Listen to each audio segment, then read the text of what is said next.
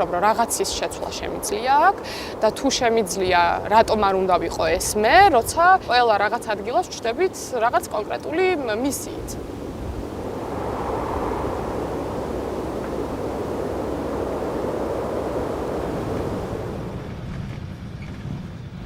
მე ვცხოვრობ ამ ქალაქში და მინდა რომ მე რო აქ მინდა შვილი გავაჩინო და გავზარდო, არ მინდა რომ ვიფიქრო, სწორი იყო თუ არა ეს გადაწყვეტილება და რაღაც სინდისის ქენჯდამ შემაწუხოს მე რომ ამ ჩემი შვილის მომავლისთვის რამდენად სწორი გადაწყვეტილება მივიღე. სახლებში უზრუნველყოფილი იქნება კომპანია ალგონის წარმოებული ამერიკული ბროლით და რაც მთავარია, ყოველგვარი დამატებითი ჰაერის დაბინძურება იწვევს არაერთ დაავადებას. გულსიზოხთა დაავადებები, ფილტვის სიმსივნე, რესპირატორული დაავადებები, რეპროდუქციის დაქვეითება, ხო, ძალიან დიდი პრობლემა არის ესაც, ფსიქიკური ჯანმრთელობის პრობლემები, რაც საკმაოდ გვიან გავიგეთ ჩვენ. და აი ამ დაავადებების წინააღმდეგ ბრძოლა არის რეალურად გავიგუდეს საქმიანობა.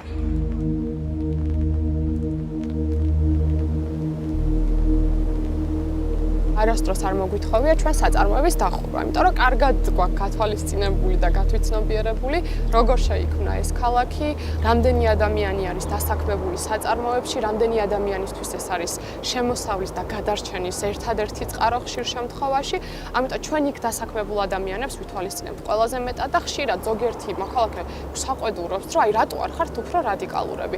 იმიტომ არ ვართ უფრო რადიკალურები, რომ ეს გათვალისწინება ერთმანეთის ნებისმიერ საქმეში არის ძალიან მნიშვნელოვანი.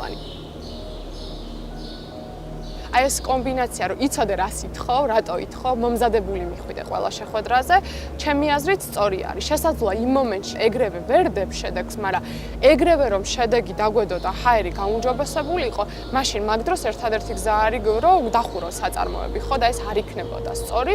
ამიტომ რაღაც შუალედური გზის გამონახვა, რომ დაკმაყოფილდეს ყველას ინტერესი არის ძალიან მნიშვნელოვანი და მგონია, რომ ამას ნელ-ნელა უნდა მივეჩვიოთ.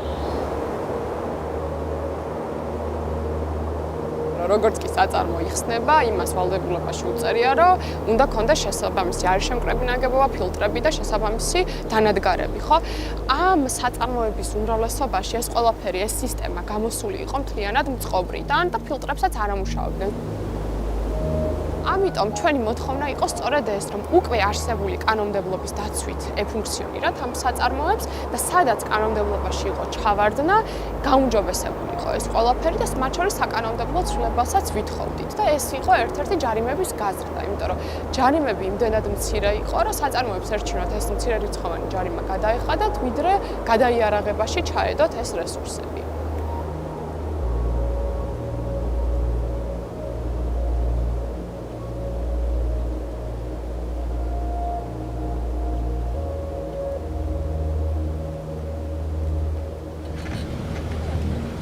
არის ჯეოსტილის ჯარჯის დასაწყობების პუნქტი.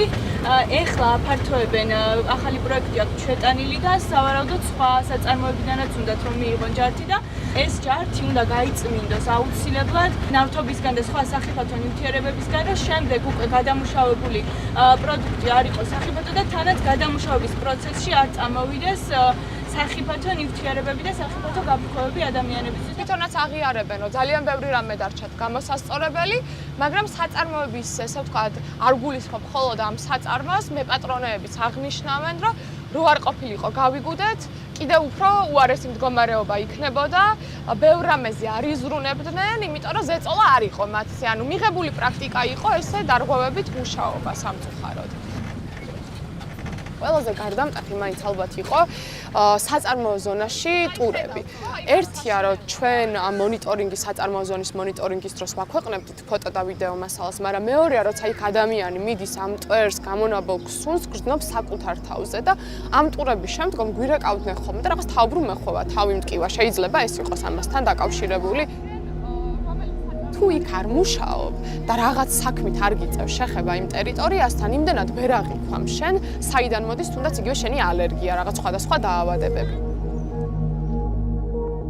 აი აქეთ არის აზოტი, ხელმარცხნივ.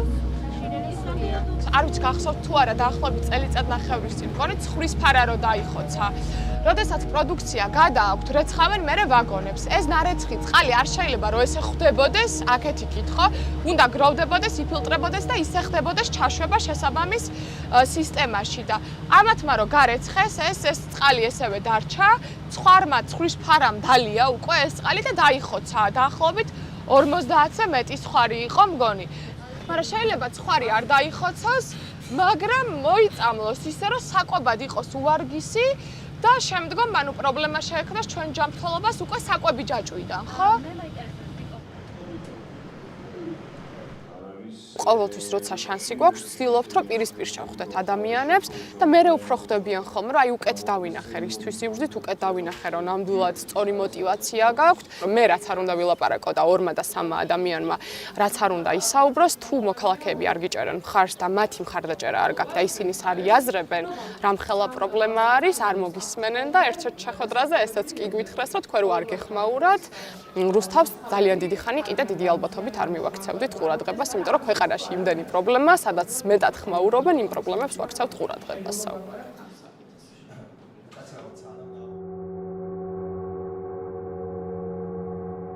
შეიცვალა პირველ რიგში ის, რომ 2020 წელს დამტკიც და რუსთავის ატმოსფერული ჰაერის ხარისხის გაუმჯობესების სამოქმედო გეგმა 2020-2022 წლებისთვის პარლამენტმა მიიღო საკანონმდებლო ცვლილებები, მათ შორის ჯარიმებიც გაიზარდა, ასევე სავალდებულო გახდა თვითმონიტორინგის სისტემა. რუსთავში დაახლოებით 25-მდე საწარმოს ეხებოდა, აქედან დღეს 15 ფუნქციონირებს და 15-დან 12-ს უკვე აქვს ეს თვითმონიტორინგის სისტემა. თავიდანვე, როდესაც გავიგუდეთ შეიქმნა, ძირითადი მიზანი, რა თქმა უნდა, იყო ატმოსფერული ჰაერის ხარისხის გაუმჯობესება.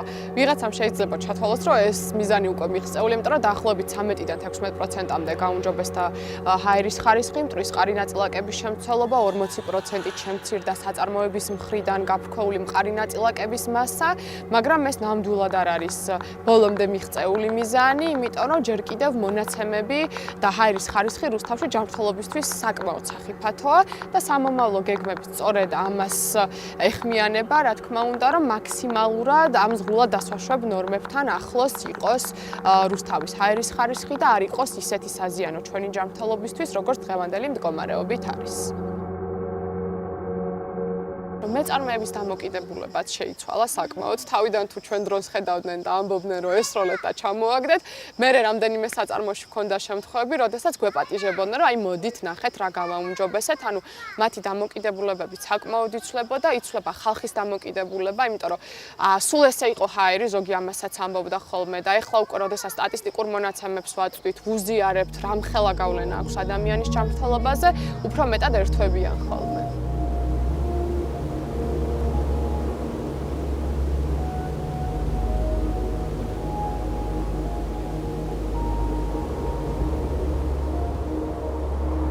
გონია რომ რაღაც პერიოდი აუცილებელია რომ მიუყვეთ და ესე ვთქვათ ჩვევაში გაუჯდეთ უკვე როგორც თვითონ საწარმოებს ისე გარემოსდაცვის შემხედველობის დეპარტამენტს რომ ვიქნებით თუ არა ჩვენ იქნებიან თუ არა სხვა მოქალაქეები ჩართული ამ ყველაფრის კონტროლში უკვე ავტომატურად გამართულად მუშაობდეს სისტემა.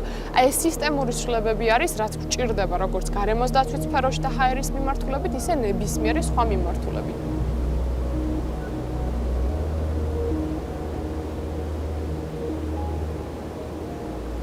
ვამბობდი, რომ ერთი წელი ვიქნებოდი ჩართული, მერე სხვა გამოჩნდებოდა და ასე რაღაცა გადავცემდით ერთმანეთს ამ აქტივიზმის დროშას, მაგრამ არ გამოვიდა ესე. მეც არ მქონდა ნამდვილად გეგმაში, რომ ამდენი წელი ვიქნებოდი ჩართული, მაგრამ გრძელვადი ამ ბრძოლასაც უნდა მივეჩვიოთ, თუ გვინდა რომ სახელმწიფოდ ჩამოვყალიბდეთ. სხვანაირად ეს ქაოტური აქა-იქ გაფართხალებები მოკლედ არ მუშაობს და ალბათ ანუ კიდე ერთი ის იყო, რომ ბევრი სხვა მოძრაობაც და სხვადასხვა აქტივისტური ჯგუფები გაუგნებიან ხოლმე, რომ ეს თანმიმდევრულობა მათთვისაც არის სამაგალითო. ეს ერთი შეხედვით კი გვიხარია, მაგრამ მეორე მხრივ ძალიან დიდი პასუხისმგებლობა არის, იმიტომ რომ გრძნობ რომ შენ რომ რაღაც შეცდომა დაუშვა, სხვებისთვისაც შეიძლება რაღაც დემოტივატორი იყოს. ხშირად რომ გონია ხოლმე რომ ერთი და ორი მოქალაქე რა შეცვლის, ძალიან ბევრ რამეს შეცვლის, თუ სხვა ადამიანებსაც დაარწმუნებს ბრძოლის ისტორიაში.